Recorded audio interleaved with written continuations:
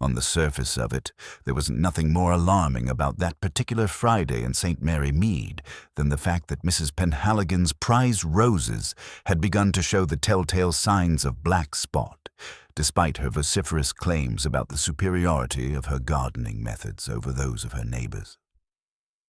It was the sort of minor domestic crisis that provided exactly the right amount of gentle controversy for a village that prided itself on maintaining civilized standards in all things, including its disagreements. The morning had passed in the usual pattern of small, comfortable routines. The postman's bicycle bell announcing the arrival of letters that were rarely urgent but always welcome, the distant sound of children's voices from the village school, and the reassuring chime of St. Mary Mead's church bells marking the passage of another peaceful day. Yet by midnight of that same day, a man would lie dead on the Persian carpet of Hazeldene's drawing room, and the village's carefully maintained tranquility would be shattered beyond repair. Miss Jane Marple, seated in her favourite wicker chair on the terrace overlooking her modest but perfectly tended garden, had been observing the afternoon's preparations with the quiet attention she brought to all of life's small dramas. At 73, she had learned that the most significant events often announced themselves through the most ordinary channels, and today's garden party at Hazeldene promised to provide exactly the sort of social theatre that had always fascinated her. Hazeldene stood on the gentle rise beyond the village green, its Georgian facade mellowed by 2 centuries of English weather into a warm, honey-coloured stone that caught the afternoon light with particular grace. The house had belonged to the Weatherby family for generations, though it had recently passed to Colonel Geoffrey Denham and his wife Edith, who had returned from India with the sort of determined cheerfulness that often masked deeper uncertainties about their place in a world that had changed considerably during their long absence. Mrs. Edith Denham had thrown herself into the role of village hostess with an enthusiasm that was both admirable and slightly overwhelming. Her garden parties had quickly become social obligations that no one dared refuse, though the guest lists often created exactly the sort of delicate situations that Miss Marple found most illuminating. The afternoon had begun promisingly enough. The weather had cooperated with that peculiar English perfection that made outdoor entertaining seem not merely possible, but positively inspired. White marquees dotted the lawn like elegant mushrooms, their canvas sides stirring gently in the mild breeze that carried the scent of late roses and the distant promise of autumn. Miss Marple had accepted Mrs. Denham's invitation with genuine pleasure, not merely for the social opportunity it presented, but because she had sensed in the carefully worded note an undercurrent of anxiety that suggested the afternoon might prove more interesting than its hostess intended. She was not disappointed. By 3 o'clock, the cream of St. Mary Mead Society had assembled on the Denhams' lawn, creating exactly the sort of social microcosm that Miss Marple had always found more revealing than any novel.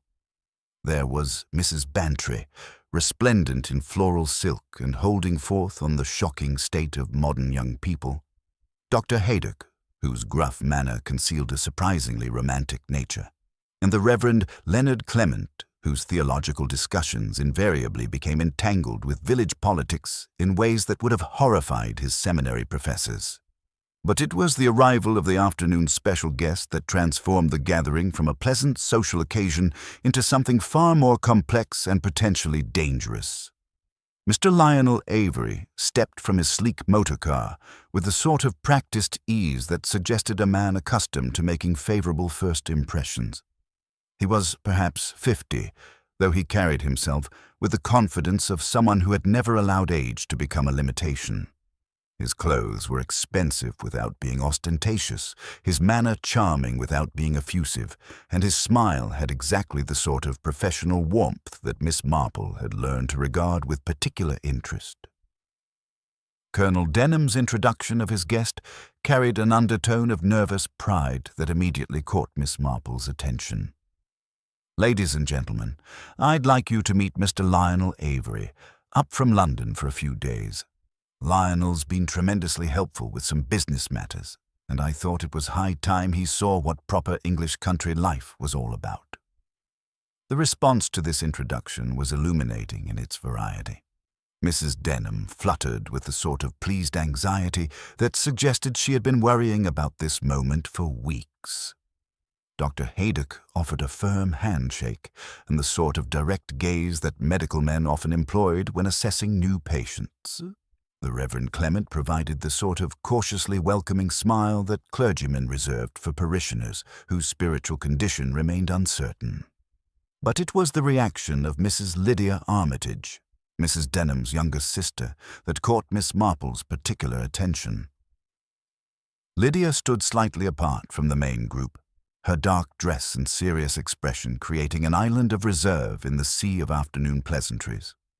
When introduced to Mr. Avery, she offered only the briefest of acknowledgments, her eyes holding an expression that might have been recognition, or perhaps something more troubling.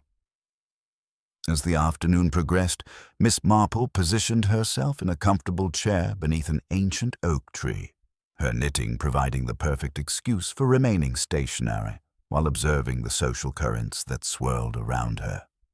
She had always believed that people revealed their true natures most clearly when they believed themselves unobserved, and garden parties provided exceptional opportunities for such observation.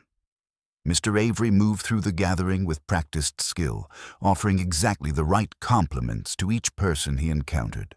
He praised Mrs. Bantry's hat, discussed the challenges of rural medical practice with Dr. Haydock, and listened with apparent fascination to Colonel Denham's stories of military life in India. Yet Miss Marple noticed that his eyes often strayed to Lydia Armitage, who maintained her distance with a determination that seemed almost deliberate. The afternoon's most revealing moment came when Mrs. Penhaligon, emboldened by a second glass of Mrs. Denham's famous summer punch, approached Mr. Avery with the sort of direct questioning that alcohol often inspired in otherwise circumspect individuals. "You're in business in London, I understand, Mr. Avery?" she inquired, her voice carrying just enough volume to attract the attention of nearby guests. "Import and export, primarily," Avery replied smoothly. "Nothing terribly exciting, I'm afraid. Just the sort of mundane commercial activity that keeps the wheels of commerce turning." "How fascinating," Mrs. Penhaligon continued, though her tone suggested she found it anything but. "My late husband's cousin was in a similar line of work. Leonard Penhaligon, his name was. Perhaps you knew him." For just a moment, Miss Marple observed a flicker of something, surprise, perhaps, or recognition, cross Mr. Avery's carefully composed features, but it was gone so quickly that she might have imagined it. "I'm afraid not," he replied with a slight smile. "London is a very large city, Mrs. Penhaligon. We businessmen rarely cross paths unless we're in the same specific trade." As the afternoon shadows began to lengthen, Mrs. Denham extended the invitation that Miss Marple had somehow expected. "Mr. Avery, you simply must stay for a quiet supper," she insisted, her voice carrying the sort of determined hospitality that brooked no refusal. "Just family and a few close friends. Nothing formal, of course, but it would be such a shame for you to drive back to London without experiencing a proper English country evening." Mr. Avery's acceptance was gracious and apparently genuine, though Miss Marple noticed that Lydia Armitage excused herself almost immediately afterward, claiming a sudden headache that required her immediate retreat to her room. As the last of the afternoon guests departed, Miss Marple found herself among the small group invited to remain for the evening's more intimate gathering. The transition from afternoon festivity to evening intimacy created exactly the sort of atmosphere in which carefully maintained facades often began to slip, and she settled into her chair with the quiet anticipation of someone who had learned to recognize the signs of approaching drama. The drawing room at Hazeldene, lit by the warm glow of table lamps and the flickering light from the fireplace, seemed to encourage the sort of honest conversation that daylight often discouraged. Yet as the evening progressed, Miss Marple became increasingly aware that the comfortable domestic scene concealed tensions that ran far deeper than the usual social undercurrents of village life. By 11 o'clock, the gathering had settled into the sort of relaxed intimacy that made the events of the next hour all the more shocking. Colonel Denham and Mr. Avery had retired to the study for what the Colonel described as a proper gentleman's nightcap, while Mrs. Denham busied herself with the sort of domestic details that always seemed to multiply after entertaining. Miss Marple, claiming fatigue, had been offered the use of the small sitting room adjacent to the drawing room, where she could rest comfortably until her nephew Raymond arrived to escort her home. From this vantage point, she could hear the murmur of masculine conversation from the study, punctuated occasionally by the Colonel's hearty laughter and Mr. Avery's more measured responses. It was just as the church clock was striking midnight that the conversation from the study ceased abruptly, replaced by a sound that Miss Marple would later describe as rather like a chair being overturned, though not quite. The silence that followed was profound and somehow ominous, broken only by the soft ticking of the grandfather clock in the hallway and the distant sound of Mrs. Denham moving about in the kitchen.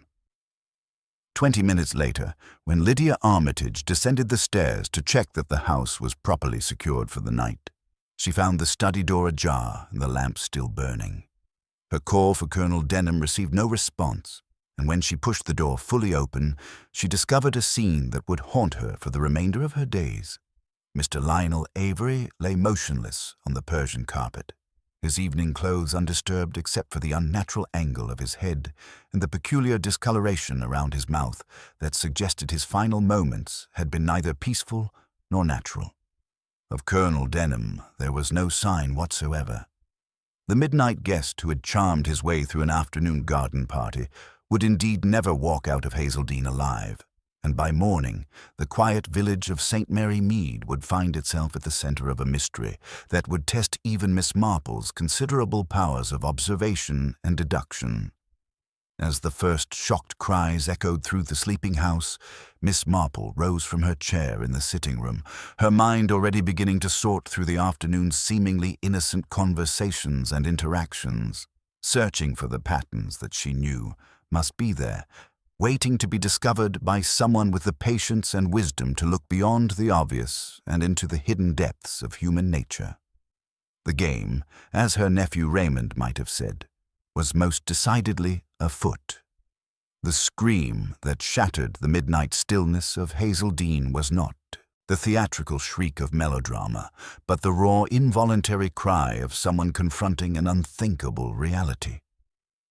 Lydia Armitage stood frozen in the study doorway, her hand still gripping the brass handle, her dark eyes wide with a horror that seemed to encompass more than just the terrible scene before her. Mrs. Denham appeared at the top of the stairs within moments, her dressing gown hastily thrown over her nightdress, her face already pale with the shock of being awakened by her sister's cry. When she reached the study and comprehended what lay within, her composure crumbled entirely. "Geoffrey," she whispered, her voice barely audible above the grandfather clock's relentless ticking. "Where is Geoffrey?" Miss Marple emerged from the small sitting room with the sort of quiet efficiency that came naturally to someone who had witnessed life's unexpected cruelties before. Without speaking, she gently guided both women away from the doorway, noting as she did so the peculiar detail that Lydia's evening dress showed no signs of the disarray one might expect from someone who had supposedly been sleeping peacefully upstairs. "We must not disturb anything," Miss Marple said softly, her voice carrying the authority of someone accustomed to taking charge in moments of crisis. "Though I'm afraid we must call Dr. Haydock immediately, and of course the police." Edith Denham's hands trembled as she made the telephone calls, her voice breaking as she tried to explain the situation to first the doctor, then the constabulary. The words seemed to stick in her throat. Murder was not a concept that belonged in the ordered world of Hazeldene. Yet there was no other explanation for what lay on the Persian carpet of her drawing room. Dr. Haydock arrived within 20 minutes, his medical bag in one hand and his usual gruff manner somewhat subdued by the gravity of the situation. His examination of Mr. Avery was thorough but brief, conducted with the sort of professional detachment that allowed him to focus on facts rather than the human tragedy they represented. "Poison," he announced grimly, straightening from his position beside the body. something that acted quickly by the look of it. The discoloration around the mouth, the position of the body, all consistent with a fast-acting alkaloid. Strychnine, perhaps, though I'll need a proper post-mortem to be certain. Inspector Craddock from the County Constabulary arrived shortly thereafter, his sharp eyes already taking in the scene as he stepped through the front door. He was a methodical man with a keen sense of propriety, and he surveyed the study with the sort of grim attention to detail that Miss Marple found reassuring. "So," he said after hearing the initial accounts, "Colonel Denham and Mr. Avery were the last two in here, having what you described as a nightcap. And now Mr. Avery is dead, and the colonel has vanished without a trace." He paused, his gaze moving from the overturned chair to the whiskey decanter on the side table. It certainly suggests a rather clear sequence of events. The implication hung heavy in the air.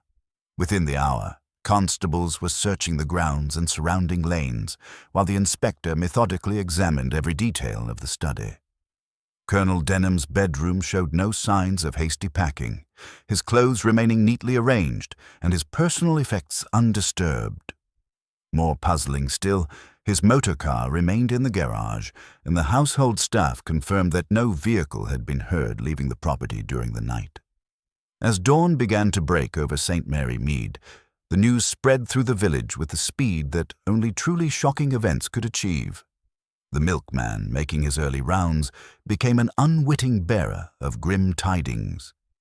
Mrs. Penhaligon, whose prize roses had been yesterday's primary concern, now found herself discussing something far more sensational over her morning tea. "Poor Colonel Denham," she declared to anyone who would listen, her voice a theatrical whisper. "Driven to such desperate measures. And that Mr. Avery, there was always something not quite right about him, mark my words. These London business types, they're never what they seem." The Reverend Clement found his morning disrupted by a steady stream of parishioners, each eager to share their theories about the tragedy. Mr. Witheridge, the retired bank manager, was particularly vocal in his opinions. "A business dispute, no doubt," he declared, tapping his pipe thoughtfully. "These big city dealings are never straightforward. The colonel, being a man of honor, must have discovered some sort of swindle." Others speculated about hidden debts, secret love affairs, or desperate financial circumstances. Everyone had an opinion, a fragment of gossip, a whispered suspicion, all coalescing around the convenient figure of the missing Colonel Denham.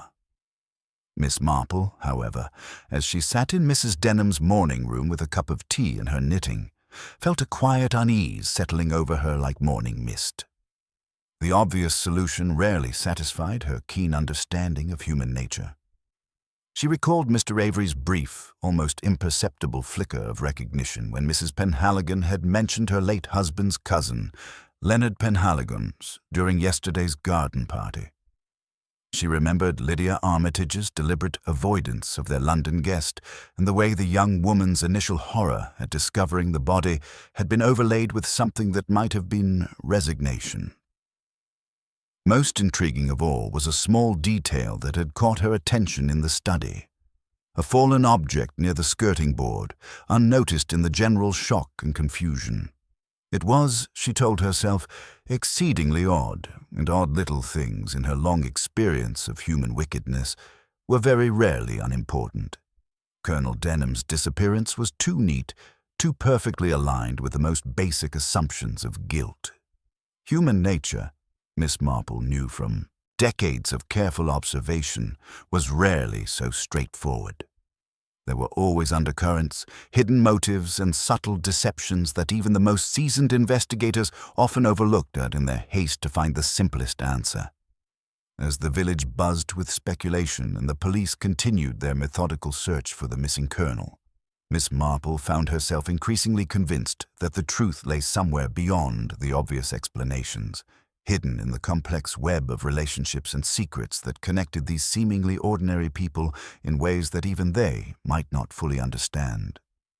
The game, as her nephew Raymond would say, was indeed most decidedly afoot, and Miss Marple intended to play it with all the patience and wisdom that her 73 years had taught her. By 9 o'clock that morning, Hazeldene had been transformed from a private residence into the focal point of a formal murder investigation. Inspector Craddock's arrival with 2 constables and a police photographer had brought with it the sort of methodical efficiency that reduced human tragedy to catalogued evidence and measured statements. The study remained sealed, its Persian carpet now bearing the chalk outline that marked where Mr. Lionel Avery had drawn his final breath, while white-gloved officers moved through the house with quiet purpose, dusting surfaces and collecting items that might yield fingerprints or other traces of the previous night's events. Mrs. Denham sat in the morning room, her breakfast untouched and growing cold, while Lydia Armitage stood by the French doors leading to the terrace, her dark dress creating a stark silhouette against the cheerful morning light. The contrast between the sisters was particularly striking in their shared distress. Edith's grief flowed openly, punctuated by frequent recourse to her handkerchief and whispered prayers for Geoffrey's safety, while Lydia's anguish seemed turned inward, creating an atmosphere of tightly controlled tension that Miss Marple found increasingly intriguing. Inspector Craddock established his temporary headquarters in the breakfast room, the polished mahogany table cleared of its usual domestic clutter to make room for notebooks, statements, and the inevitable accumulation of official documentation. His manner was professionally sympathetic but thoroughly determined, and he began his formal questioning with a sort of systematic approach that left little room for evasion. "Mrs. Denham," he began, settling himself across from her with his notebook open, "I need to ask you some rather direct questions about your husband's recent state of mind. Had Colonel Denham seemed troubled lately? Concerned about business matters, perhaps, or worried about financial obligations?" Edith's response was immediate and emphatic, her voice carrying the sort of fierce loyalty that 30 years of marriage had instilled.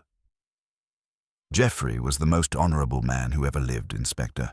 Whatever happened in that study last night, it was not because my husband was involved in anything disreputable. He served his country with distinction for 3 decades, and he would never have compromised his principles for any reason whatsoever."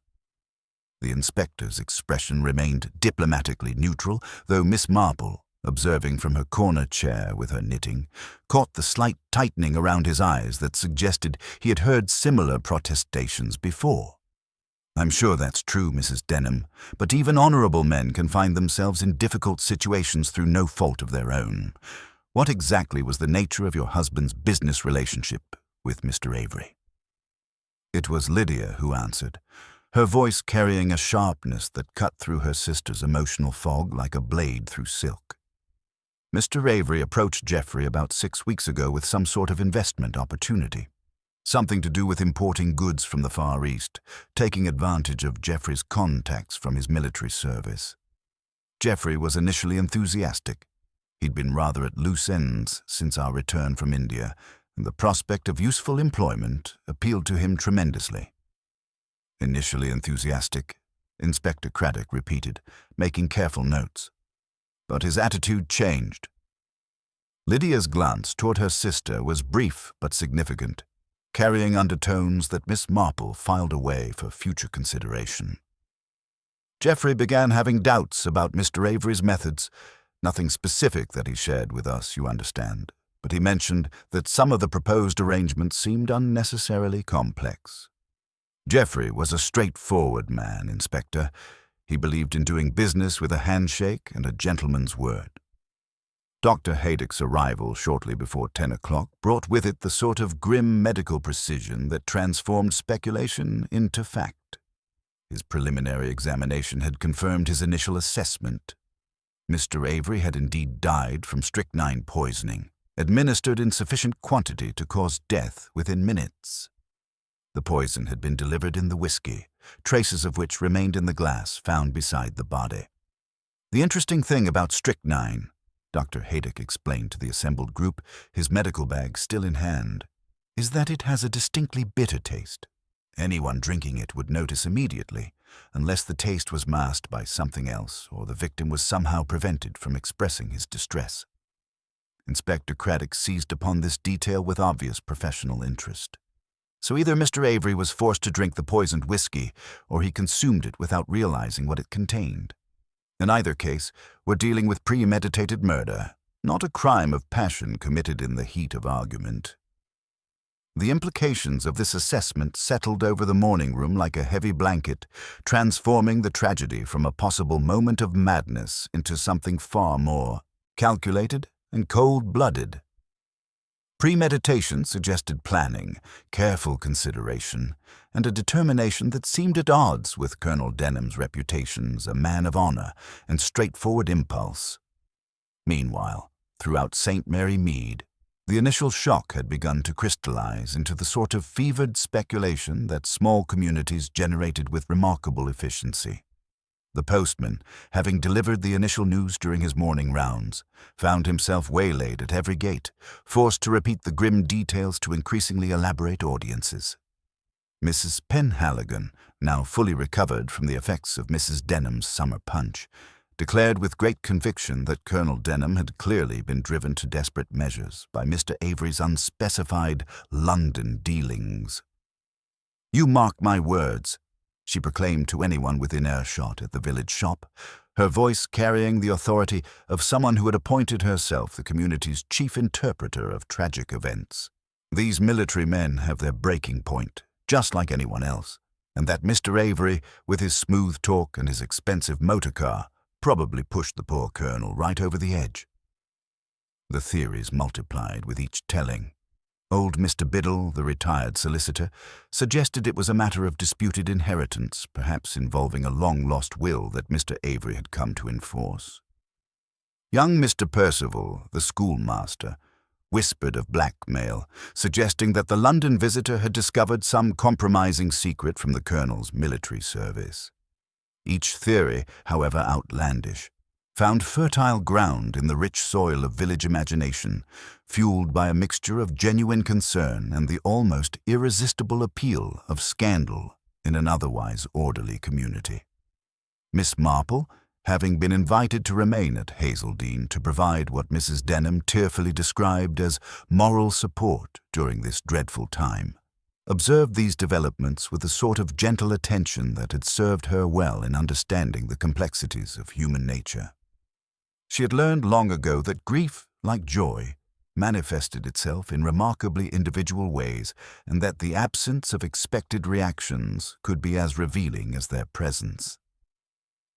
It was during the afternoon, when Mrs. Penhaligon arrived to offer her condolences, that the day's most significant revelation emerged. She approached Lydia Armitage with a sort of determined purpose that suggested she had been rehearsing her words during the walk from her cottage.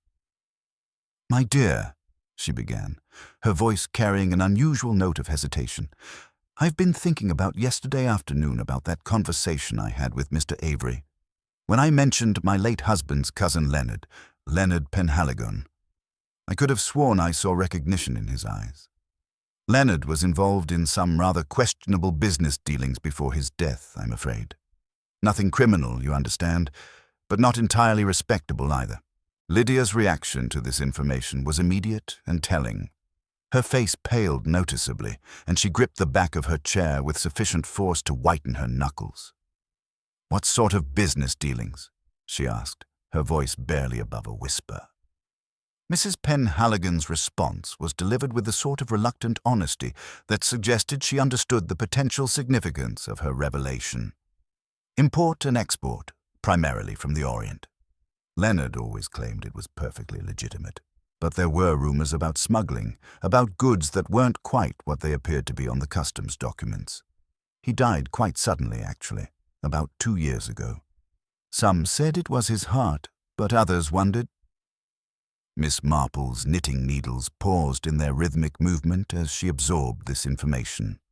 The pattern was beginning to emerge, though its full implications remained tantalizingly unclear. Mr. Avery's business relationship with Colonel Denham, his apparent recognition of Leonard Penhaligon's name, and now the suggestion that their London guest might have been involved in activities that skirted the edges of legality. All of these elements were beginning to coalesce into something that might, with patience and careful observation, reveal the truth behind the previous night's tragic events. Inspector Craddock, when informed of this development, made careful notes and promised to investigate Mr. Avery's London connections more thoroughly. But Miss Marple found herself thinking about smaller details, the way Lydia had hesitated fractionally before denying any previous acquaintance with their guest, the curious fact that she had been fully dressed when she supposedly came down from her bedroom at midnight, and most intriguingly, that small object she had noticed in the study, lying partially concealed beneath the heavy curtains near the window. As the afternoon shadows began to lengthen, the village had settled comfortably into its collective verdict. Colonel Denham, driven to desperation by some business entanglement with the mysterious Mr. Avery, had committed murder and fled. It was a tidy explanation that satisfied the community's need for closure and allowed everyone to return to their normal routines with the comfortable certainty that justice would eventually prevail. Only Miss Marple, quietly counting her stitches as the day drew toward evening, felt the uncomfortable certainty that the true story was nothing like as straightforward as the village had decided. Human nature, she'd learned through decades of patient observation, was rarely so conveniently simple, and the most obvious explanations were often the most misleading. The investigation had begun in earnest, but the real work, the patient unraveling of human motives and hidden secrets, was only just beginning. The morning of the second day brought with it a persistent drizzle that seemed to mirror the somber mood settling over Hazeldene like a grey shroud. Inspector Craddock arrived shortly after 8 o'clock, his usually crisp uniform slightly dampened by the mist, carrying with him a manila folder that suggested his overnight inquiries into Mr. Avery's London connections had yielded significant results. Mrs. Denham received him in the morning room, her face bearing the unmistakable marks of a sleepless night spent alternating between desperate hope that Geoffrey might return with an innocent explanation and the growing dread that her husband had indeed committed an act so terrible that their life together could never be restored. Lydia sat beside her sister, her dark dress creating an almost spectral presence in the wan morning light filtering through the French doors. "I'm afraid I have some rather disturbing information about your late guest," Inspector Craddock began, settling himself at the mahogany table with deliberate precision. Mr. Lionel Avery was not quite the respectable businessman he appeared to be. Scotland Yard has been watching him for some time in connection with a smuggling operation that brought stolen artifacts and contraband goods into Britain through various eastern ports. The revelation struck Edith like a physical blow, her hand flying to her throat in genuine dismay. Smuggling? But he seemed such a gentleman. His manners, his conversation, surely a criminal couldn't maintain such a convincing facade? "I'm afraid the most successful criminals often are the most charming, Mrs. Denham," Craddock replied grimly. Avery had been using his import business as cover for bringing in stolen Oriental artifacts, precious stones, and other valuable items illegally removed from India and Burma. He was particularly interested in your husband's military connections and local knowledge of those regions. Miss Marple, observing from her corner chair while apparently absorbed in her knitting, noted the way this information seemed to settle over the room like dust after an explosion. The obvious motive was now clear. Colonel Denham had discovered the true nature of Avery's business and confronted him. Yet something about the neat arrangement of facts troubled her deeply. "There's something else," Craddock continued, consulting his notes. "We've discovered that Avery wasn't working alone. He had at least one accomplice here in England, someone who helped identify potential contacts and provided information about suitable cover stories." It was then that Lydia's teacup rattled against its saucer as she set it down with unsteady hands, the sound unnaturally loud in the sudden silence. Miss Marple's knitting needles paused as she observed the younger woman's reaction with gentle but keen attention. As the morning progressed, Inspector Craddock conducted a series of methodical interviews with the household staff. Mrs. Brooks, the cook, had retired at her usual 10:30 and heard nothing unusual. But it was young Jeanie, the housemaid, whose testimony proved most illuminating.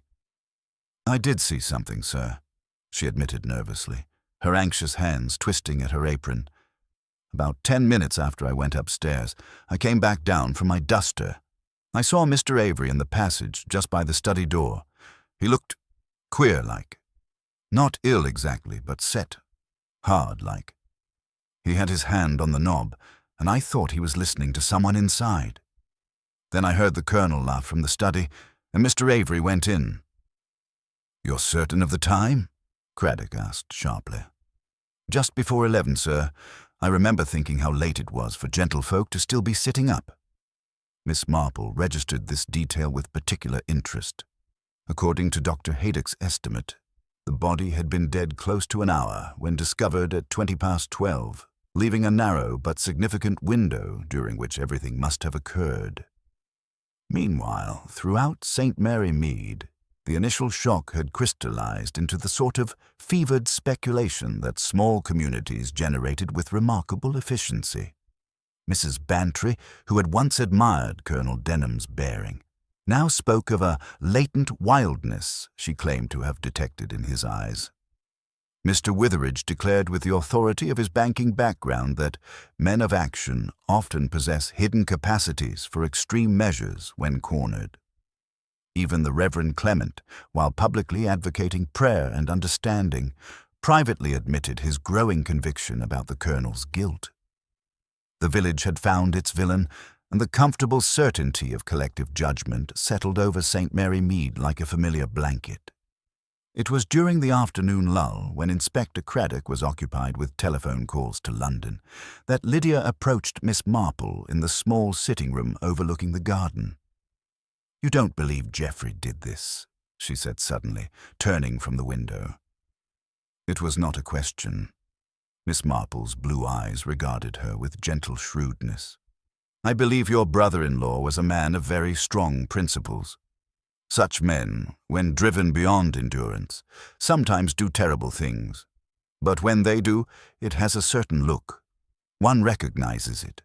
I do not see that look here." Lydia sat down abruptly, the stiffness that had marked her manner since the murder seeming to ease fractionally. "There is something I ought to tell you, Miss Marple. Something I didn't think wise to share with Inspector Craddock, not yet at any rate." "Yes, my dear?" I had seen Mr. Avery before. Not to speak to, but I knew who he was. In London, 2 years ago. Lydia's hands tightened in her lap. "I went to help a school friend who had become entangled with a man, a clever, ruthless man who had persuaded her to invest her inheritance in one of his ventures. When the money vanished, so did he. The man's name was Lionel Avery." Miss Marple's needles clicked softly. "And you didn't mention this because?" "Because I knew perfectly well how it would look. A woman with a grudge. An opportunity. Poison that could be slipped into a glass when no one was watching. Very convenient for the police's theory." "Quite right about how it would appear," Miss Marple agreed. "But truth rarely makes itself easier by being delayed." Later that afternoon, while the house rested in temporary quiet, Miss Marple made her way to the study where a young constable maintained his vigil. "I wonder if I might retrieve my spectacle case," she said with gentle authority. "I believe I dropped it near the window during all the commotion."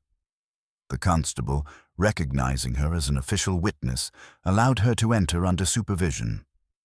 Miss Marple moved slowly toward the window, her eyes scanning methodically.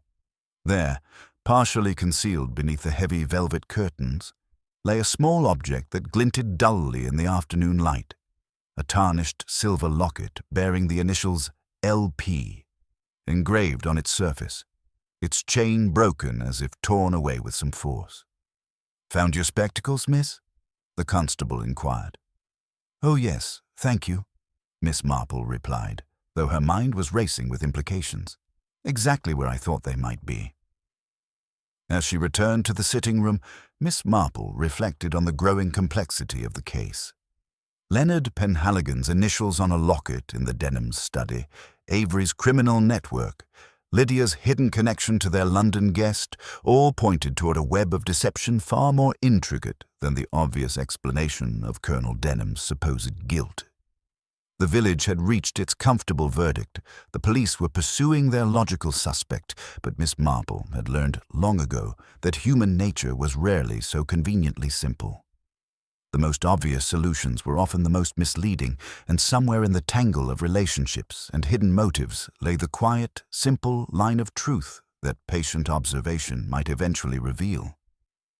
As evening shadows began to lengthen across Hazeldene's grounds, Miss Marple settled back into her chair with her knitting, her mind already beginning to weave together the various threads of evidence into a pattern that might, with time and careful attention, reveal the true story behind Mr. Avery's death and Colonel Denham's mysterious disappearance.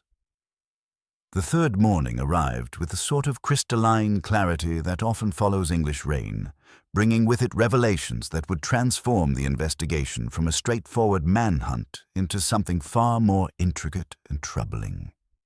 A constable arrived at Hazeldene shortly after 8 o'clock, his boots still muddy from tramping across fields, bearing news that would shatter Inspector Craddock's carefully constructed theory of spontaneous violence. "We've found Colonel Denham's motor car, sir," he reported, standing at attention in the morning room where Mrs. Denham and Lydia sat with their barely touched breakfast. "Hidden in Farmer Wickham's back field, about 3 miles from here, completely concealed under a tarpaulin and covered with branches." Mrs. Denham's teacup rattled against its saucer as she set it down with trembling hands. "Hidden? But why would Geoffrey hide his motor car?" "That's what's peculiar, ma'am. According to Farmer Wickham, the disturbance in his field dates back several days, possibly even before the murder took place. The engine was stone cold, and there was dew settled on the metalwork in a way that suggested it had been there through multiple nights of weather." Miss Marple's knitting needles paused in their rhythmic movement as she absorbed the implications. If Colonel Denham had concealed his motor car days before Mr. Avery's death, it suggested a level of premeditation that seemed entirely at odds with the accepted theory of a business dispute escalating into violence. More puzzling still, it raised the question of how he had intended to escape after committing murder. Inspector Craddock arrived within the hour, his usual methodical composure strained by this unexpected development. He spread photographs and maps across the breakfast-room table with deliberate precision, as if attempting to impose order on increasingly chaotic circumstances. "This changes everything," he admitted grimly. "If Colonel Denham concealed his motor car before the murder, we're dealing with premeditation on a scale that suggests weeks of planning rather than a crime of passion." It was then that a telegram arrived, delivered by the same village boy who had become an unofficial chronicler of the tragedy. Mrs. Denham's hands shook as she opened the yellow envelope, her voice breaking as she read aloud. "Heard through regimental contacts, Avery known bad lot stop warning sent to Colonel week ago detailing charges. Stop surprised did not acknowledge stop deeply concerned. Stop Hargreaves." Hargreaves was Geoffrey's Batman in India, she explained to Inspector Craddock, her voice barely above a whisper. If he sent a warning about Mr. Avery that Geoffrey never acknowledged. The implications hung heavy in the morning air. A warning that had gone unanswered, a motor car hidden days before the murder, and a victim who had died not in the heat of argument, but from carefully administered poison. The pieces of the puzzle were refusing to form the neat picture that everyone had expected. Meanwhile, throughout St. Mary Mead, the initial shock had begun to crystallize into more complex patterns of suspicion. Mrs. Penhaligon, having appointed herself the village's chief interpreter of tragic events, held court at the post office with her latest theory. "I've been thinking about that conversation I had with Mr. Avery at the garden party," she declared to anyone within earshot. "When I mentioned my late husband's cousin Leonard Penhaligon, I could have sworn I saw recognition in his eyes. Leonard was involved in some rather questionable import business before his sudden death 2 years ago. Nothing criminal, you understand, but not entirely respectable either." Dr. Haydock, who had been listening with professional skepticism, found himself increasingly troubled by the medical aspects of the case. "Strychnine poisoning," he mused aloud, "requires a certain knowledge of dosage and timing. It's not the sort of thing a military man would typically know about, unless he'd made a specific study of it. It was during the afternoon, when Inspector Craddock was occupied with telephone calls to Scotland Yard, that Lydia approached Miss Marple in the small sitting room overlooking the garden. Her usual composed demeanour had cracked slightly, revealing an inner turmoil that she had been fighting to contain.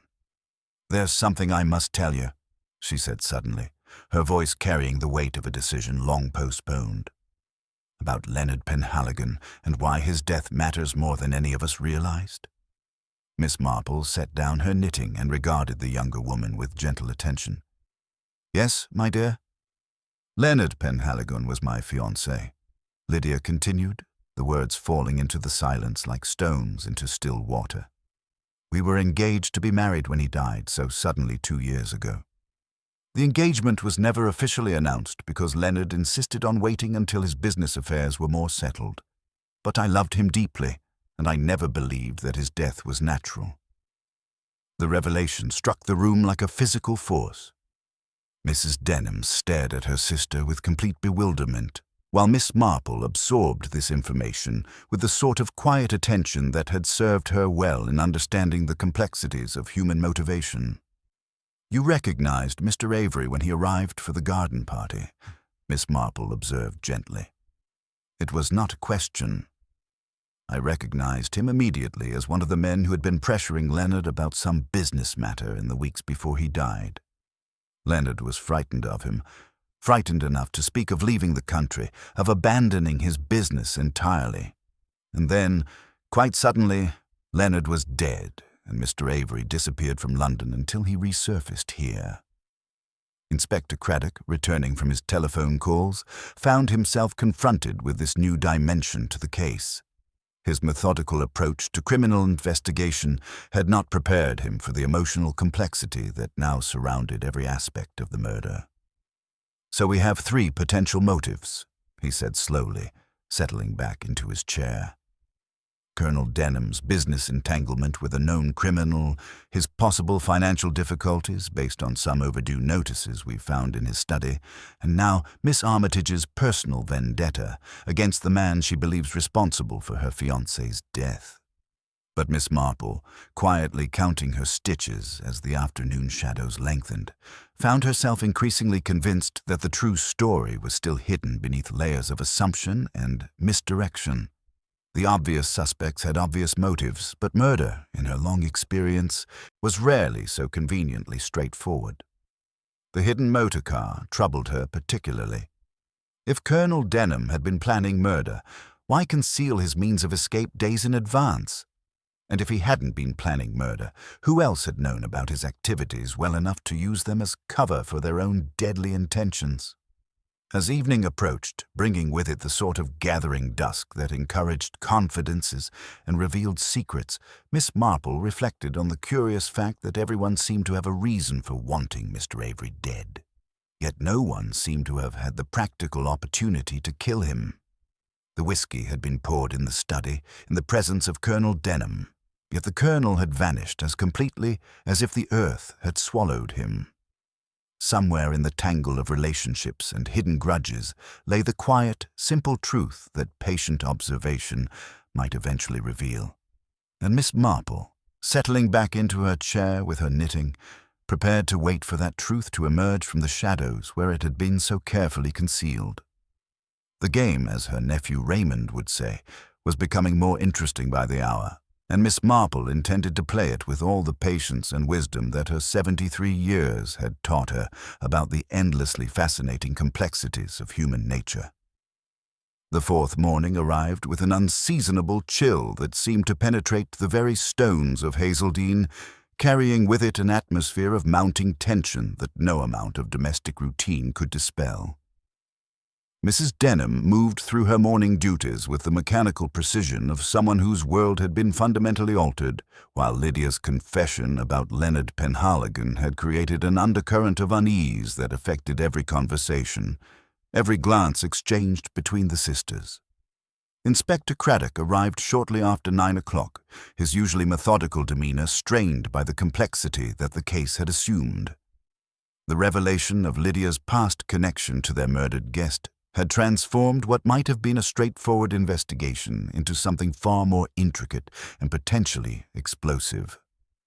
"I've had extensive communications with Scotland Yard overnight," he announced, settling himself at the breakfast room table with a thick folder of documents. Mr. Avery's criminal activities were far more extensive than we initially realized. He was the principal organizer of a smuggling network that brought stolen artifacts and contraband goods into Britain through various eastern ports, using respectable businessmen as unwitting accomplices. Mrs. Denham's hands trembled as she absorbed this information. "And Geoffrey, my husband, you believe he discovered this and confronted Mr. Avery?" "It's certainly possible," Craddock replied carefully. Avery had a particular talent for identifying military men with clean reputations and useful connections. He would present everything as legitimate business, then gradually compromise them until they found themselves too deeply involved to withdraw safely. It was then that Mrs. Brooks, the cook, appeared in the doorway with the sort of nervous determination that suggested she had been wrestling with her conscience since the previous evening. "Begging your pardon, Inspector, but there's something I ought to mention about the night of the murder. Something that's been troubling me considerable." Craddock's attention sharpened immediately. "Yes, Mrs. Brooks?" "It's about the whiskey in the study, sir. The bottle that was there when poor Mr. Avery died. It wasn't the same one I'd seen earlier in the evening. I noticed because I'd taken the Colonel his usual nightcap tray at 9:30, and the bottle on the sideboard was nearly full then, a pale amber color. But later, after all the commotion, when I glimpsed it through the study doorway, it looked different, darker somehow, and the level was much lower." The implications of this observation settled over the room like a heavy blanket. If the whiskey bottle had been replaced during the evening, it suggested a level of premeditation that went far beyond any theory of spontaneous violence born from business disagreement. "You're absolutely certain about this detail?" Craddock pressed, making careful notes. "As certain as I can be about anything, sir. I've been serving in good houses for 30 years, and you notice these things when they're part of your daily routine." Miss Marple, who had been listening with quiet attention while apparently absorbed in her knitting, found this revelation particularly illuminating. The substitution of the whiskey bottles suggested that the murder had been planned well in advance, with the poison prepared and waiting for the appropriate moment. Later that morning, when Inspector Craddock permitted her another brief examination of the study, Miss Marple made a discovery that would prove crucial to understanding the full scope of the deception. While ostensibly searching for her misplaced reading glasses, she noticed something that had been overlooked in the initial investigation. A small brownish stain that had soaked through the Persian carpet near the window, several feet from where Mr. Avery's body had been discovered.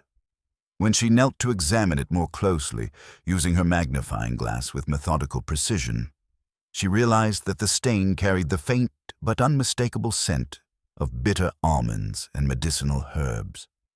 More significantly, its location suggested that Mr. Avery had not collapsed where he had been found, but had been moved after death to create a scene more consistent with the theory of a violent confrontation. The afternoon brought another unexpected visitor to Hazeldene. Mr. Alistair Finch, a reclusive botanist from the outskirts of St. Mary Mead, presented himself with information that would cast an even more sinister light on Mr. Avery's character and capabilities. "Inspector Craddock," he began, his precise, scholarly manner, "I believe I have information relevant to your inquiry. Some years ago, Mr. Avery, though he used a different name then, consulted me about certain rare plant specimens he claimed to have acquired from the Far East. He was particularly interested in plants with powerful medicinal properties, especially those yielding toxic alkaloids." Craddock leaned forward with obvious interest. "What sort of plants, Mr. Finch?" Specifically, he inquired about Strychnos nux vomica, the plant from which strychnine is derived. He seemed unusually eager to learn about its properties, its effects, and the symptoms of poisoning. I provided only academic information, you understand, but his questions were disturbingly thorough. This revelation added another layer of calculated malice to Avery's character. He had not only been a criminal, but one who deliberately sought knowledge of poisons, suggesting that violence had always been part of his methodology. Meanwhile, throughout St. Mary Mead, the comfortable certainty that had initially surrounded Colonel Denham's guilt continued to fracture under the weight of accumulating contradictions. The village gossips found themselves struggling to reconcile their desire for a simple explanation with the increasingly complex reality of hidden motives and carefully planned deception. Mrs. Penhaligon, who had become the unofficial chronicler of the tragedy, now found herself wondering aloud whether her cousin Leonard's sudden death 2 years earlier had been as natural as everyone had assumed. "These London business types," she declared to anyone who would listen, "they're never what they seem, and they leave destruction in their wake wherever they go." As evening approached, Miss Marple settled back into her chair with her knitting, her mind working methodically through the day's revelations. The substituted whiskey bottle, the moved body, Avery's knowledge of poisons, and the complex web of past connections all pointed toward a level of planning and deception that suggested the real murderer had been preparing for this moment for considerable time. The village had chosen its convenient villain in the missing Colonel Denham, but Miss Marple had learned long ago that the most obvious solutions were often the most misleading. Somewhere in the tangle of relationships and hidden grudges lay the quiet truth that patient observation would eventually reveal, and she intended to find it, no matter how many comfortable assumptions would need to be overturned in the process. The game was becoming more complex by the hour, but Miss Marple was prepared to play it with all the patience and wisdom that her 73 years had taught her about the endlessly fascinating and often deadly complexities of human nature. The 5th day arrived with a sort of persistent drizzle that seemed to seep into one's very bones, transforming the usually picturesque grounds of Hazeldene into a landscape of grey, uncertainty that perfectly mirrored the growing complexity of the investigation. Inspector Craddock arrived shortly after 9 o'clock, his usually methodical composure strained by a case that refused to conform to any recognizable pattern of criminal behavior. "I've had extensive communications with Scotland Yard overnight," he announced, settling himself at the breakfast room table with a thick folder of documents that spoke of sleepless hours spent pursuing leads across London's criminal underworld. Mr. Avery's activities were far more extensive than we initially realized. He was the principal organizer of a smuggling network that brought stolen artifacts and contraband goods into Britain, using respectable businessmen as unwitting accomplices. Mrs. Denham's hands trembled as she absorbed this information, her voice barely above a whisper. "And Geoffrey, you believe he discovered this and confronted Mr. Avery?" "That remains the most logical explanation," Craddock replied, though his tone carried an undertone of uncertainty that Miss Marple found particularly interesting. "However, we've had a rather curious development overnight. A lorry driver on the main road to Branton has come forward, claiming he gave a lift to a man matching Colonel Denham's description around 2 in the morning on the night of the murder." The implications of this revelation settled over the room like a heavy blanket. If Colonel Denham had indeed been seen fleeing the scene, it would seem to confirm the theory of his guilt, yet something about the convenient timing troubled Miss Marple deeply. "The driver was quite certain about the identification?" she inquired gently, her knitting needles maintaining their steady rhythm. "Remarkably so," Craddock replied. "Age, build, military bearing, and particularly the moustache. The man claimed to have missed his bus and needed transport to the Branton turning." Miss Marple's needles paused momentarily. "Was the gentleman wearing a hat, Inspector?" "A dark felt hat, pulled down rather low, according to the driver." "Ah," Miss Marple murmured thoughtfully. "It is so very easy to see what one expects when it is suggested beforehand. Moustaches can be quite misleading, I've always found, particularly when accompanied by the sort of confident bearing that military training provides." It was during the afternoon, while Inspector Craddock was occupied with urgent telephone calls to Scotland Yard, that the day's most significant discovery occurred. A thorough search of the estate's outbuildings had been ongoing since the previous day, and it was in the old stables, long unused except for storage, that Constable Jenkins made a find that would add yet another layer of complexity to the case. Hidden beneath a pile of dusty horse blankets and old tack, wrapped carefully in oiled cloth, was a small collection of items that immediately caught the attention of the investigating team.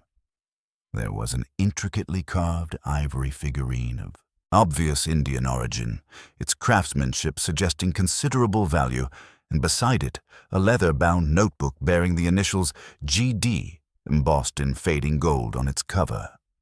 Mrs. Denham's reaction to seeing her husband's diary was immediate and heartbreaking. "That's Geoffrey's handwriting," she whispered, her voice breaking with emotion. "He always kept meticulous records of everything." The diary's final entries painted a disturbing picture of a man under increasing pressure. Colonel Denham had clearly begun to suspect the true nature of Avery's business dealings and had been struggling with how to extricate himself without compromising his family's reputation. The last entry, dated just 2 days before the murder, was particularly revealing. "Avery has shown his true colors at last.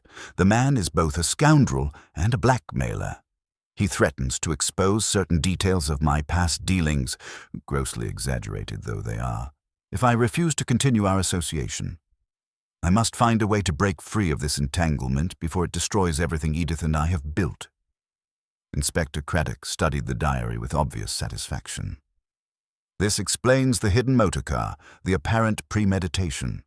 Colonel Denham was planning his escape, but not after committing murder, after confronting a dangerous criminal who had been systematically compromising him."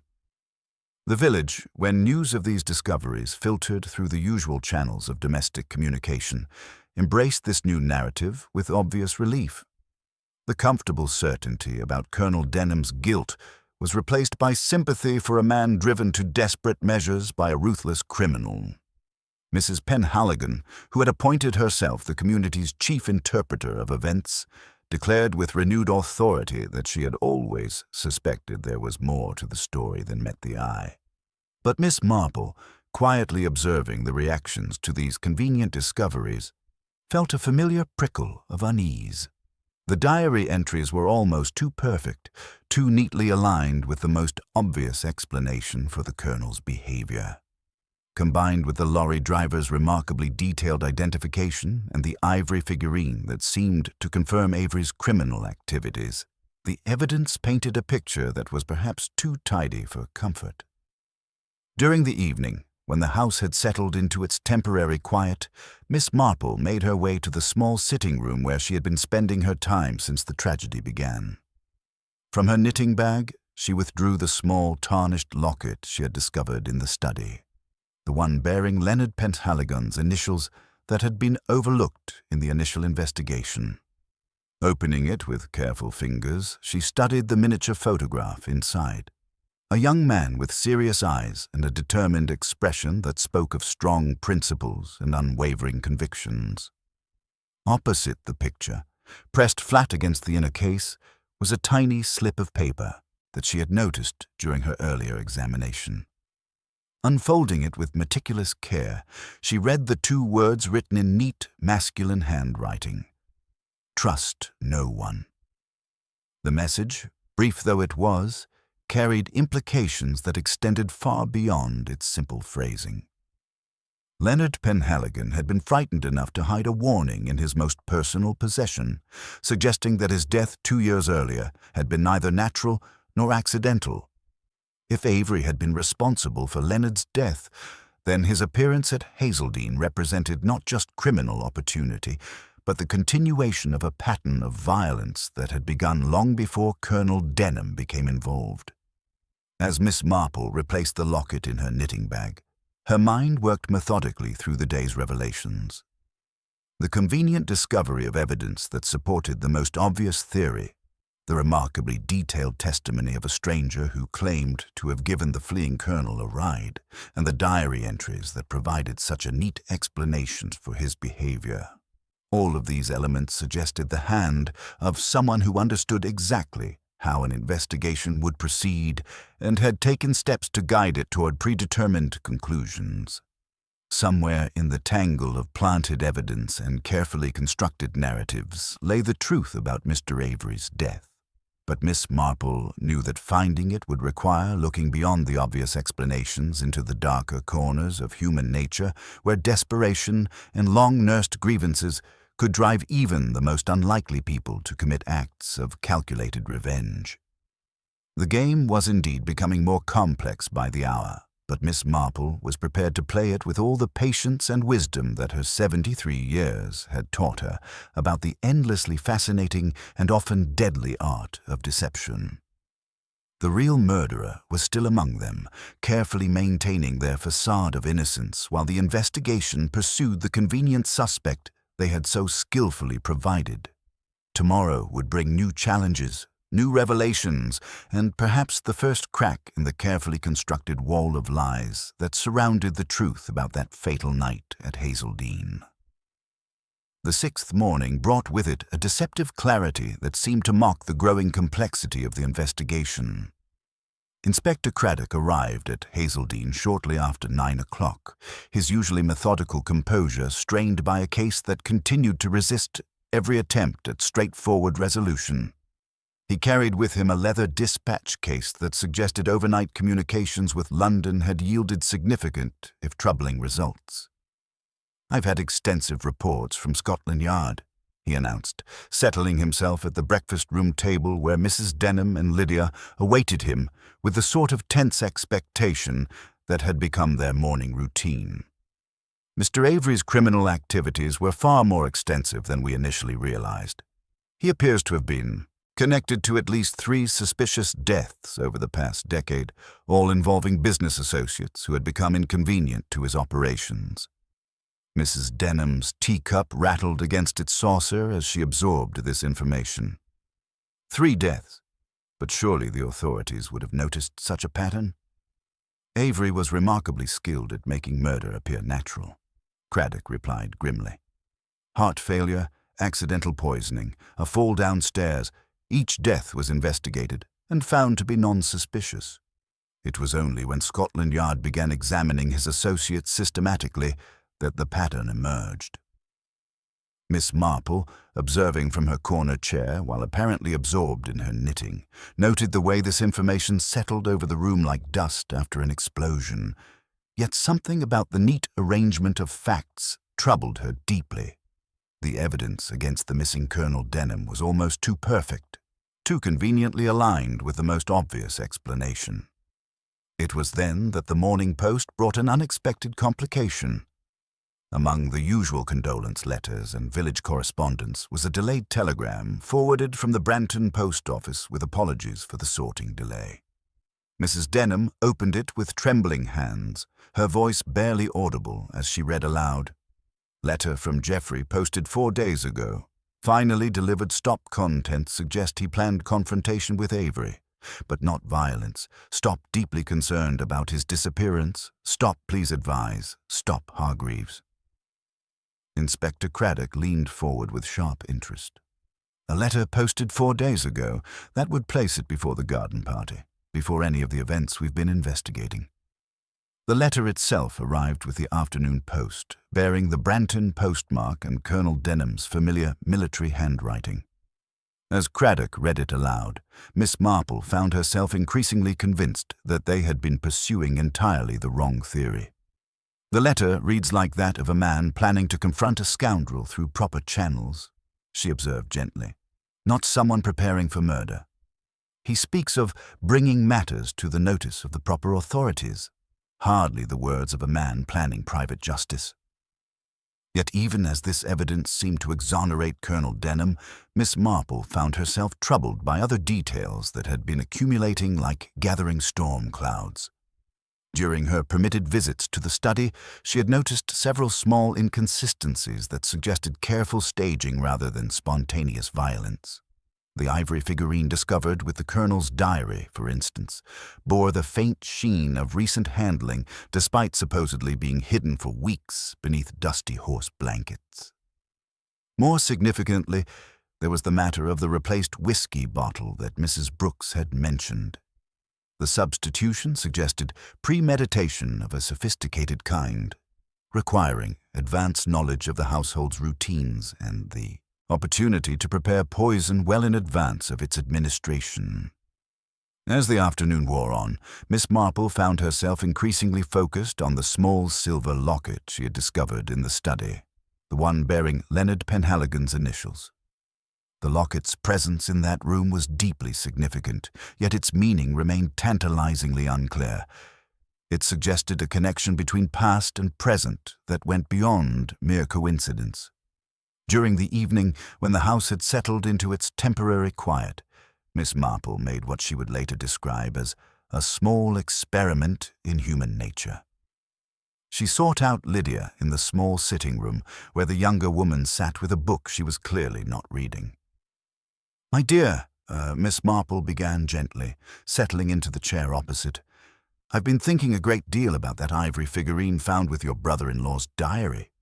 Such exquisite craftsmanship, though I couldn't help noticing it seemed remarkably well preserved for something that had been hidden away for so long." Lydia's fingers tightened almost imperceptibly on her book. "I wouldn't know about such things, Miss Marple. I have no expertise in Oriental artifacts." "Of course not," Miss Marple agreed pleasantly, "though I imagine someone with Leonard Penhaligon's business connections might have been quite knowledgeable about such pieces. He dealt in imports from the East, didn't he?" The reaction was subtle but unmistakable.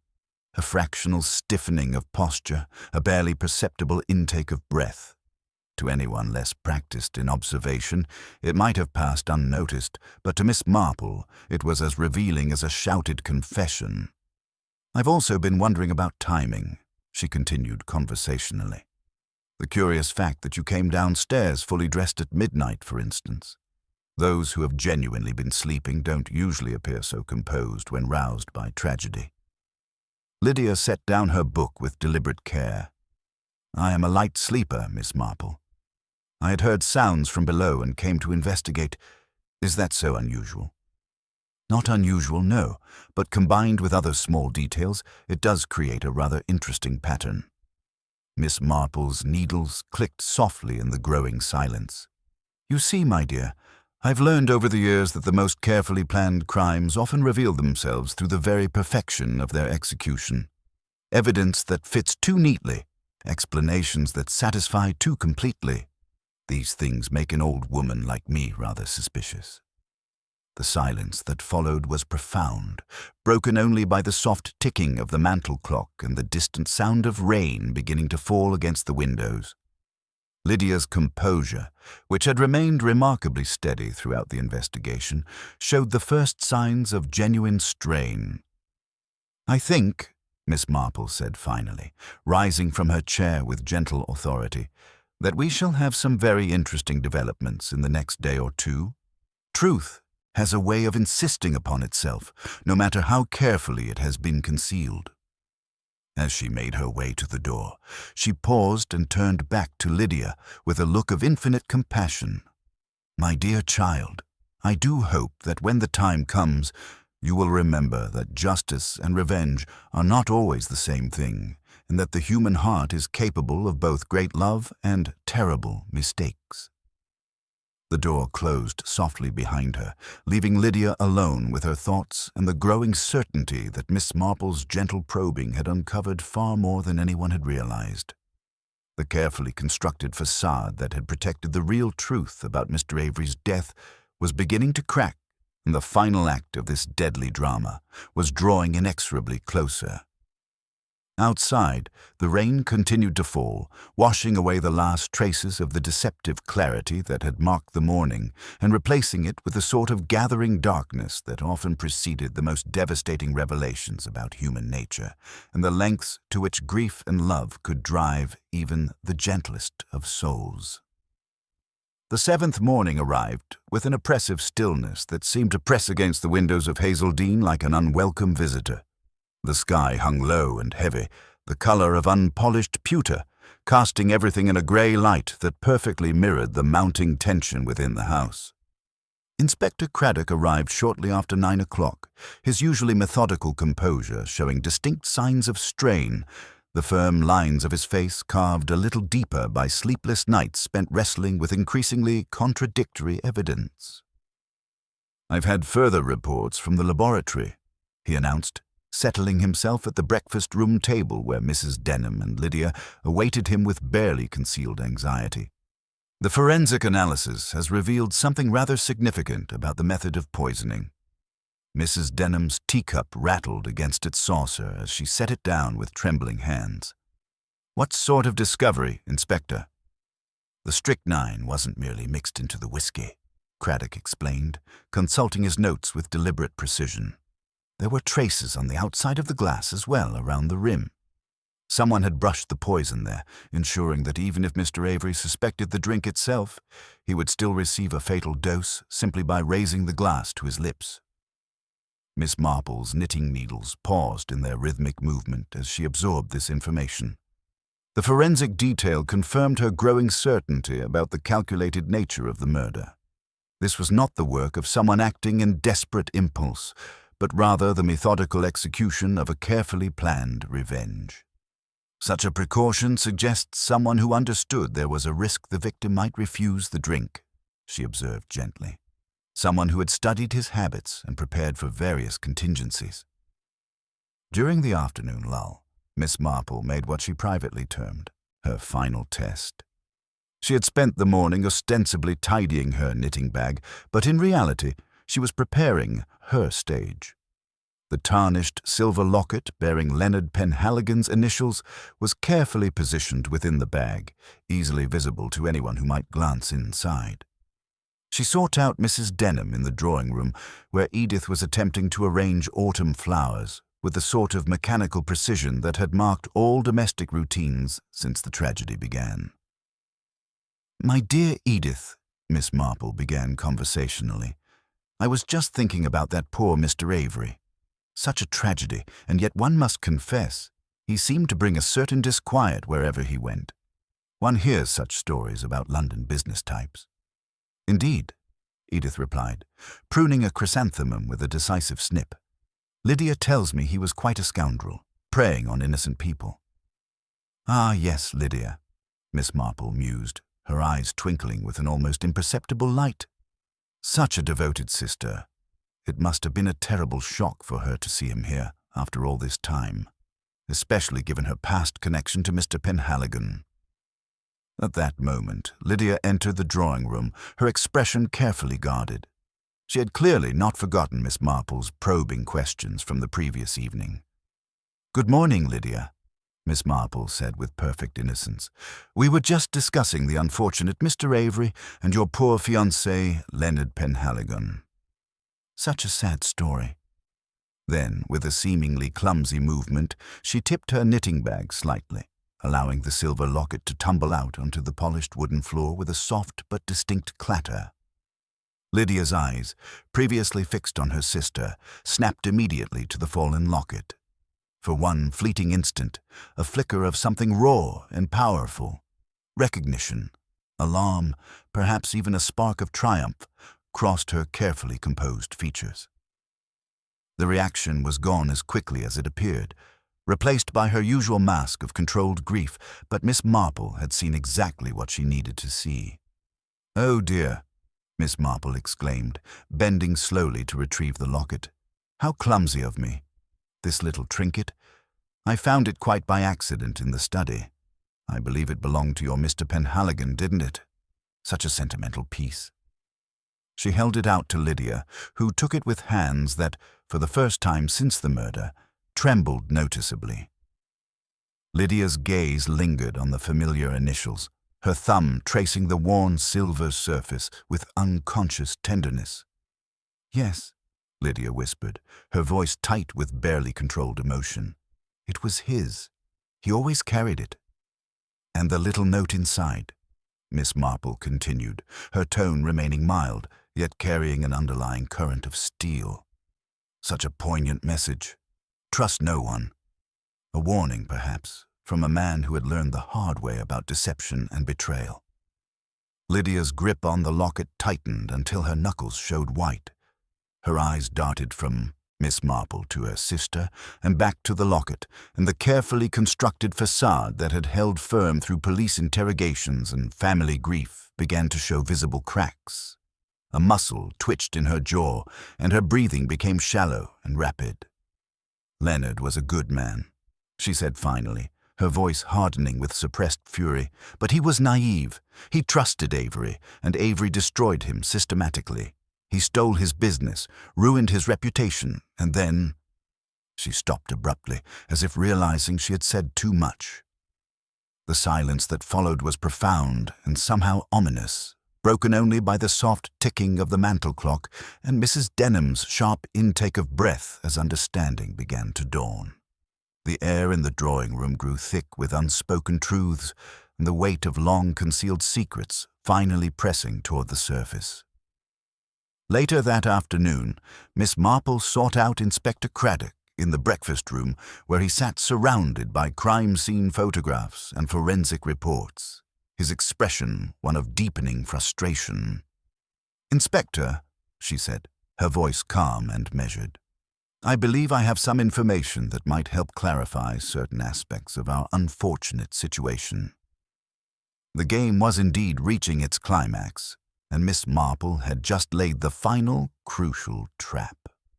The moment for complete revelation was drawing inexorably closer, and the truth, no matter how painful or destructive, would finally emerge from the shadows where it had been so carefully concealed.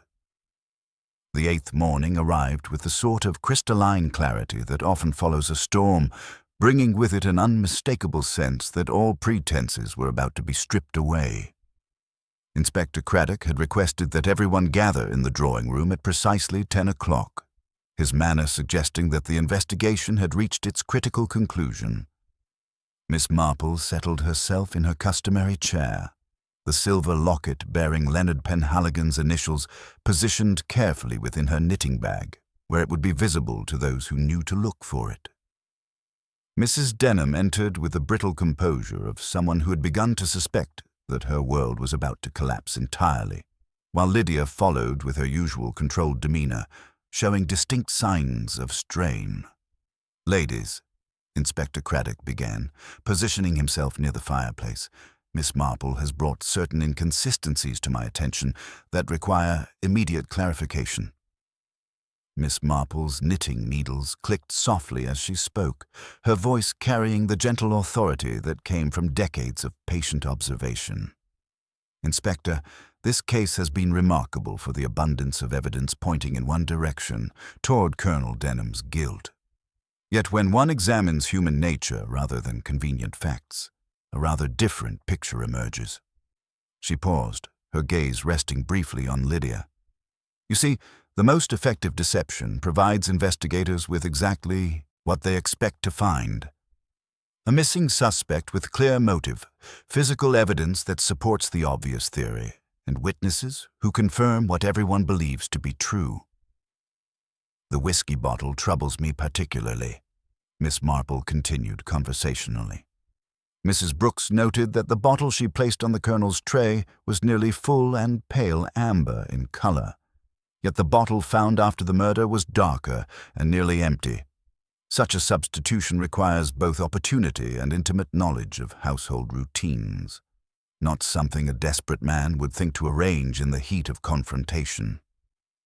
Lydia's hands tightened almost imperceptibly in her lap, but she remained silent. "Then there are the forensic details that Dr. Haydock discovered. Strychnine not only in the whiskey, but also around the rim of the glass. This suggests someone who understood Mr. Avery might be cautious, someone who took extra precautions to ensure his death regardless of how much he actually consumed. Such methodical preparation speaks to careful planning, not spontaneous violence." Miss Marple withdrew the tarnished locket from her bag, holding it so the morning light caught its surface. This belonged to Leonard Penhaligon, found in the study where Mr. Avery died. It carries within it a message, "Trust no one," written by a man who had learned too late about the true nature of his business partner. Lydia's composure finally began to crack, her carefully maintained facade showing visible stress fractures. "Leonard Penhaligon was your fiancé, wasn't he, my dear?" Miss Marple asked gently. "And you recognized Mr. Avery immediately when he arrived for the garden party. You knew him as the man who had systematically destroyed Leonard, stolen his business, ruined his reputation, and ultimately murdered him in a way that appeared perfectly natural." "Leonard was a good man," Lydia whispered, her voice thick with suppressed emotion. "He trusted Avery completely, believed every lie. When Leonard finally understood what was happening, Avery killed him with digitalis, making it look like heart failure." "And so you began planning your revenge," Miss Marple continued compassionately. "You saw that Avery was approaching Colonel Denham with the same sort of proposition that had destroyed Leonard. You realized this was your opportunity for justice that the law had failed to provide." Inspector Craddock leaned forward intently. "But what happened to Colonel Denham? The evidence suggests he fled after committing murder." Miss Marple's expression grew profoundly sad. "I'm afraid Colonel Denham never left this house alive, Inspector. He discovered Lydia's plan. Perhaps he saw her preparing the poisoned whiskey or noticed her possession of Leonard's locket. Being an honorable man, he tried to stop her." The silence that followed was profound, broken only by Mrs. Denham's sharp intake of breath. "We struggled," Lydia admitted, her voice barely audible. "Geoffrey said that revenge would destroy me as surely as it had destroyed Avery's victims. He tried to take the poison away, and in the struggle, he fell, striking his head on the fireplace fender. I never meant for him to die." Mrs. Denham's sob echoed through the drawing room, a sound of such profound grief that it encompassed not just loss, but the complete destruction of everything she had believed about her family. "And so you had 2 deaths to conceal," Miss Marple observed, with infinite compassion. "You arranged the scene to suggest that Avery had been murdered by Colonel Denham, then used someone else, perhaps wearing Geoffrey's distinctive hat and coat, to create the false witness account of his escape. The hidden motor car, the convenient diary entries, even the ivory figurine, all carefully planted to support your deception." Inspector Craddock's voice was grim as he began the formal procedures. "Lydia Armitage, I'm arresting you for the murders of Lionel Avery and Colonel Geoffrey Denham." As the constables led her away, Lydia turned back to her sister with eyes that held both terrible remorse and strange peace. "I'm sorry, Edith. I thought I was protecting others from what Avery had done to Leonard, but I became the very thing I was trying to fight."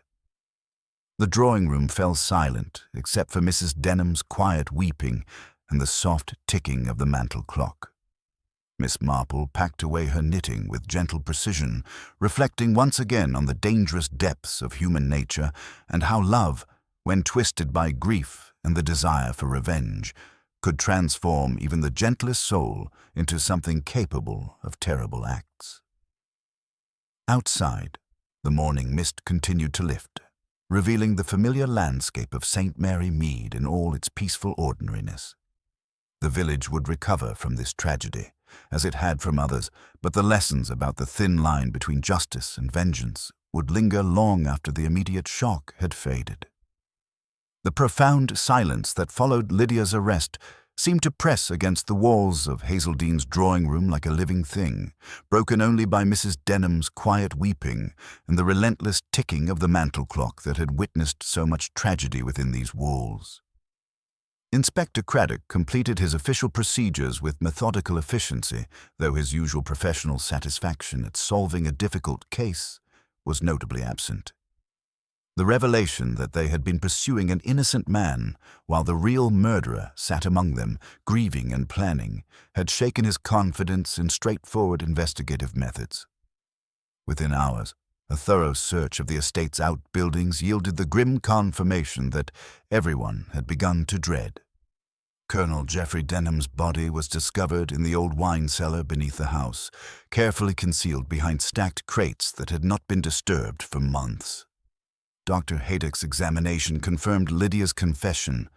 The injuries were consistent with a fall against the stone steps, though clear signs of a struggle indicated the tragic accident that had occurred when the Colonel attempted to prevent his sister-in-law's planned revenge. Mrs. Denham's reaction to this final, terrible confirmation was heartbreaking in its completeness. The desperate hope that had sustained her through the investigation, the belief that Geoffrey might yet return with an innocent explanation, was finally extinguished, leaving only the devastating reality of loss compounded by betrayal. Her husband was dead, killed not by a criminal adversary, but by her own sister in a moment of tragic confrontation. Throughout St. Mary Mead, news of the arrest spread with the peculiar mixture of shock and uncomfortable fascination that accompanied the resolution of a mystery that had captivated the entire community. The comfortable narrative that Colonel Denham, driven to desperation, had murdered Avery and fled was shattered completely, forcing the villagers to confront the unsettling realization that their assumptions about human nature had been profoundly mistaken. Mrs. Penhaligon, who had so confidently championed theories about the Colonel's guilt, found herself struggling to reconcile her certainties with the complex reality that had been revealed. "Such a quiet girl, Lydia Armitage," she declared to anyone who would listen at the village shop. "One would never have suspected her capable of such calculated deception. It just goes to show that still waters run very deep indeed." The Reverend Clement found his morning calls filled not with gossip, but with genuine unease. The realization that such darkness could reside in a seemingly upright member of their community was deeply unsettling, shaking the very foundations of their comfortable assumptions about their neighbours and forcing them to confront the disturbing truth that appearances could be profoundly deceiving. As the afternoon progressed, Inspector Craddock sought out Miss Marple in Hazeldene's small sitting room, where she had been providing quiet comfort to Mrs. Denham. His professional composure showed distinct signs of strain as he settled into the chair opposite her. "Miss Marple," he said quietly, "I must ask how you knew to look beyond the obvious evidence. Everything pointed so clearly toward Colonel Denham's guilt. The hidden motor car, the diary entries, even the witness who claimed to have given him a ride." Miss Marple's knitting needles paused in their gentle rhythm as she considered her response. "Inspector, in my long experience of human nature, I've learned that the most dangerous criminals are often those who understand exactly how investigations proceed. Lydia had studied every detail of Leonard Penhaligon's death, learning how Avery had made murder appear natural. She applied those same principles in reverse, making natural death appear to be murder while concealing the real crimes entirely." She set down her knitting and regarded him with infinite compassion. "The most dangerous aspect of revenge, you see, is that it requires us to become the very thing we seek to punish. Lydia set out to stop a murderer, but in doing so, she became one herself. Her love for Leonard Penhaligon was genuine and deep, her desire for justice understandable and even admirable. Yet the methods she chose transformed her from victim into perpetrator. As evening approached, bringing with it the sort of gathering dusk that encouraged reflection and honest assessment, Miss Marple prepared to return to her cottage. The case was officially closed, the guilty party in custody, and the village could begin the slow process of healing from the shock of discovering that evil could flourish even in the most unlikely circumstances. Yet as she gathered her knitting and prepared to leave Hazeldene, Miss Marple found herself thinking not of triumph, but of tragedy. 2 good men were dead. A woman faced the gallows for crimes born of love and grief, and a family had been destroyed by the corrosive effects of secrets and long-nursed vengeance. The quiet village of St. Mary Mead would recover from this tragedy as it had from others, but the lessons about the dangerous depths of human nature would linger long after the immediate shock had faded into memory. The neat, tidy world the villagers had known had been irrevocably altered. The hedges still stood and the roses still bloomed, but a shadow had fallen across the village green that would serve as a permanent reminder that still waters, indeed, ran very deep. Miss Marple, walking slowly home through the familiar lanes, reflected once more on the endless complexity of the human heart and its capacity for both profound love and terrible destruction when that love was twisted by grief to something far more dangerous than its original, innocent form.